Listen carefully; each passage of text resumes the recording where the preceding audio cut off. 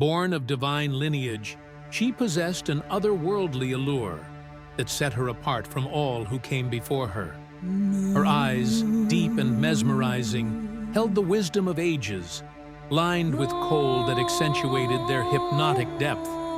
Her skin, kissed by the golden sun of an ancient land, radiated warmth and vitality, a reflection of the empire she would one day rule.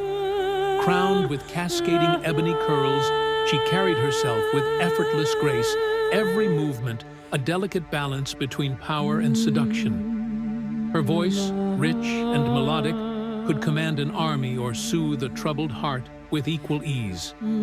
Draped in silken robes embroidered with threads of gold, she adorned herself with intricate jewelry, amulets, rings, and a sacred serpent coiled at her brow, a symbol of both wisdom and untamed power. She was more than a ruler. She was a force of nature, a woman whose intellect rivaled the greatest scholars, whose charm disarmed even the mightiest of men, and whose presence alone could shift the tides of history. This is the story of Cleopatra.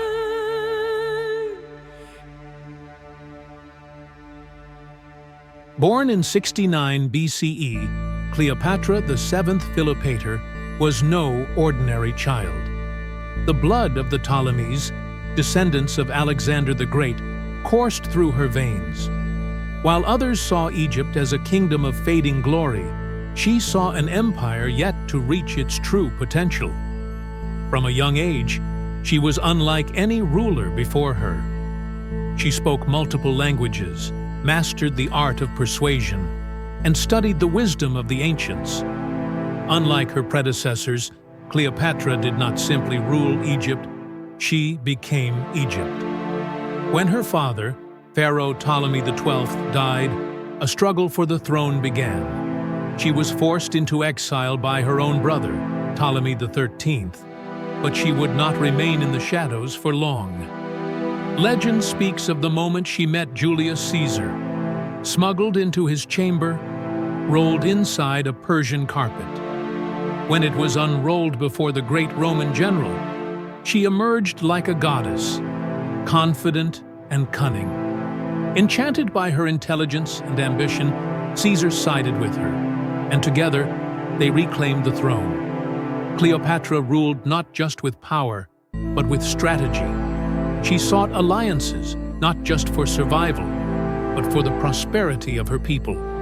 With Rome by her side, Egypt flourished. After Caesar's assassination, Cleopatra found herself entangled in another dangerous game, this time with Mark Antony, one of Rome's most powerful generals. Their love became the stuff of legend, a union of passion and political ambition.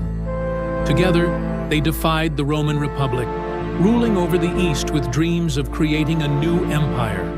But Rome would not allow it. Octavian, Caesar's heir, waged war against them. In the decisive Battle of Actium, Antony and Cleopatra's forces were defeated. Their dreams of empire crumbled. As Octavian's legions marched toward Egypt, Antony, believing Cleopatra was dead, fell on his own sword. Mortally wounded, he was carried to Cleopatra, where he died in her arms. Heartbroken and refusing to be paraded through Rome as a prisoner, Cleopatra made her final, legendary choice. Draped in royal robes, she allowed a venomous asp, a sacred Egyptian symbol, to bite her.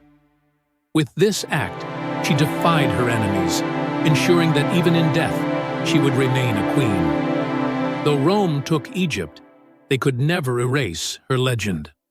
Cleopatra's name lived on, whispered in the winds of the Nile, immortalized in art, literature, and myth. She was more than a queen. She was a force of nature, the last pharaoh of Egypt, and a woman whose power, intelligence, and allure shaped history forever.